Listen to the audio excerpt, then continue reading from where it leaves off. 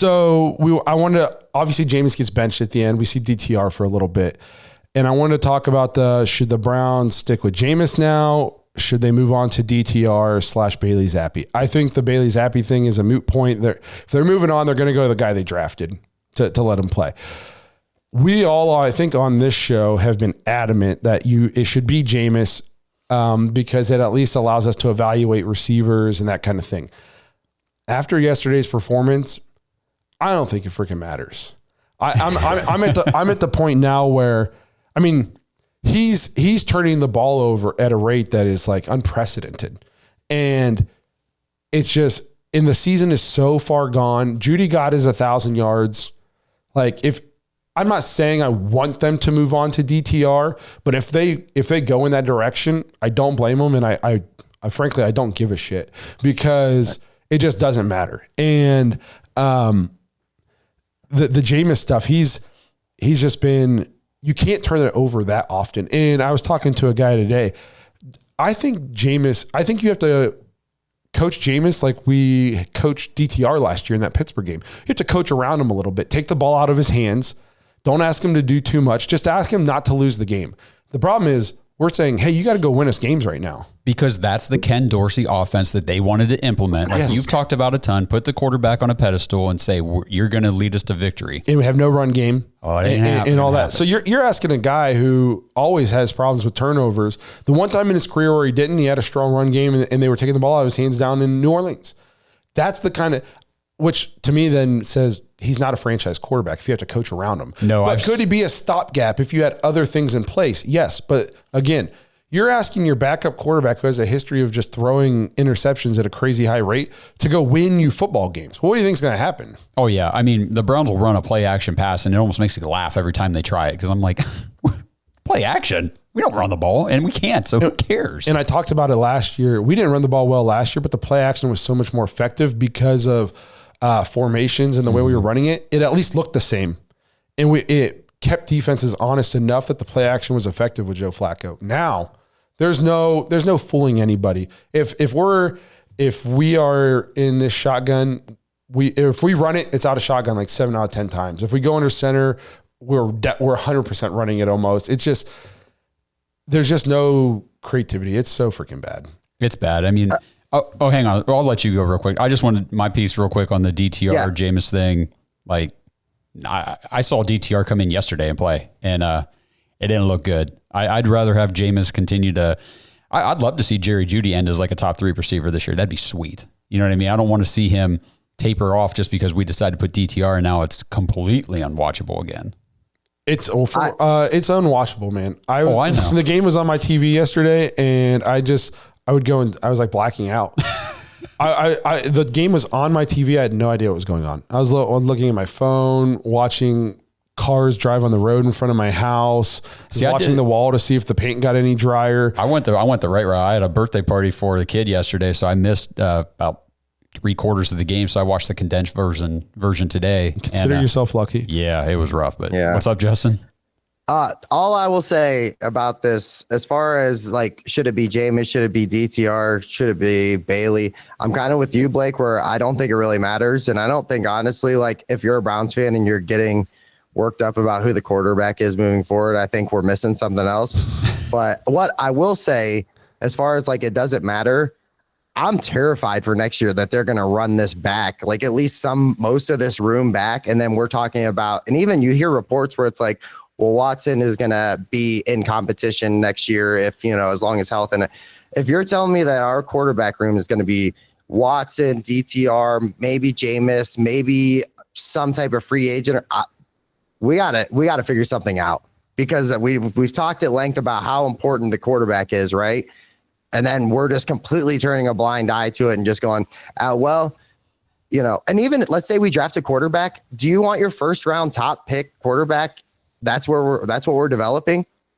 Like, I don't know. I just feel like I don't know what we're doing. I don't know what we're doing there. Well, to me, it just feels like we're just kind of just winging it. I know Mary Kay has been reporting that the Browns, intend to give Deshaun Watson another chance next year, bring in some competition, let him at least compete for the starting job. That's not stuff Browns fans want to hear. If that's what you want to do, fine, but I wouldn't be telling people that. Here's the thing. Unless you're trying to preemptively prepare people. I just question leadership then. Then I question Andrew Berry or who, if it's Haslam, then I'm like, we're just doomed to just keep doing this over and over again. And it's frustrating. I don't want to sit here this time next year and talk about, well, like we had to roll to, I don't even know, some random ass quarterback who we don't give a damn about. It's frustrating. I don't know if, and I don't know if you can even draft a quarterback to come in and develop in this. That's not it either for me. I saw a tweet from Matt Fontana today. It was pretty funny. He said, bridge quarterback options for next year is like keep Jameis, Marcus Mariota, Jacoby Brissett, Andy Dalton, ... Damn, it's going to be Andy Dalton, isn't it? And that's what you're talking about. I mean, so I think like the names that I keep hearing, like Sam Darnold, we've already said, nope. I don't think we can afford him. Not in our salary cap situation.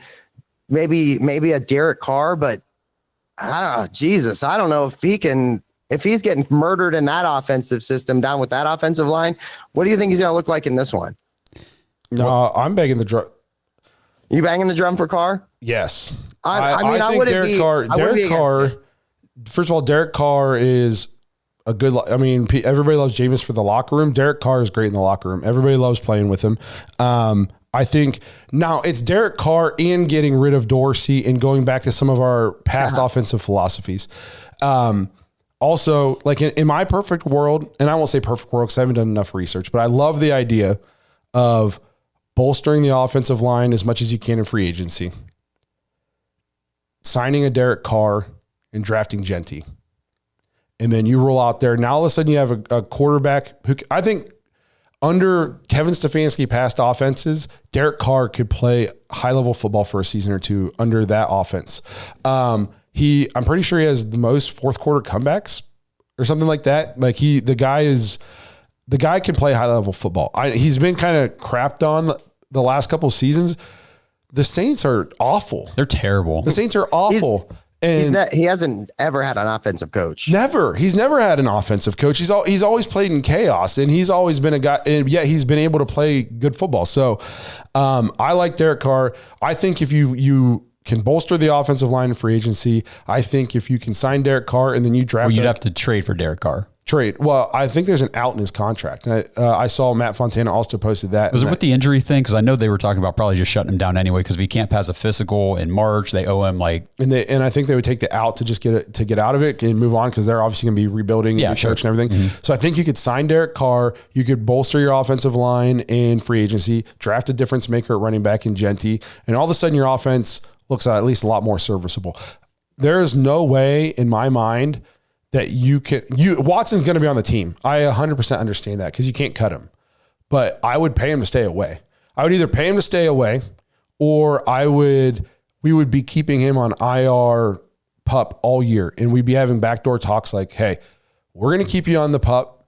That way we don't have to put you in a competition, even though you're supposed to be this franchise quarterback. So you're going to get to save some face.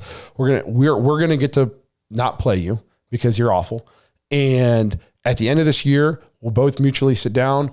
We'll rework some things to a point where we can get out of you. You can get out of here where we can still afford to put a team on the field next year. And you can either retire right off into the sunset, or you can go sign with somebody else if you want to.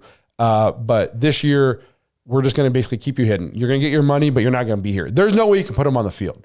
There's no way you can put him on the field. Even Nathan Zagura basically even said as much. Yeah, and I think more likely than like IR PUP, because I don't know what all the rules are with that stuff, but it might be similar to what the Texans did back when he demanded the trade and they just said you're inactive. They made him a scratch every single week of the year.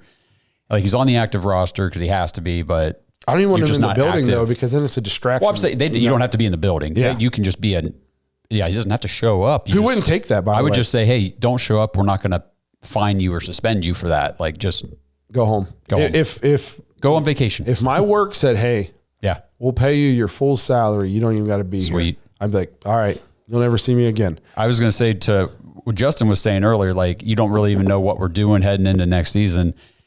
I think we're going to find, I was looking at the date. I think the date I'm going to circle on my calendar is January 6th. That is the day after the Browns' last game against the Ravens. That's the day we'll probably find out who's getting fired. if they come out and they fire Dorsey right away and a bunch of these coaches, okay, cool. They realize that this sucked. We're going to revamp. We're going to try to rework this offense to what fits a little better. And if they don't, and depending on how many, if it goes like a week or two without anybody getting fired, it's like, damn, we are going to run this back.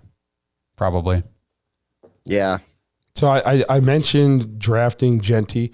And again, I understand that people are saying offensive line. I'm not even opposed to taking offensive line. I just think I think Genty's like a generational kind of running back. We've talked about how important running backs are. Again, like kind of out of the blue, it went from it's a position that you can just run a three-headed monster out there, running back by committee, and you'll be fine because you're going to throw the ball 500 times anyways, to all the teams that are good this year have premier running backs. The running back is creeping its way back into relevancy in terms of the National Football League because teams are trying to take away chunk plays in the passing game like that. So I think if you want to be good, you got to have a difference maker at the running back position. We're seeing that this year.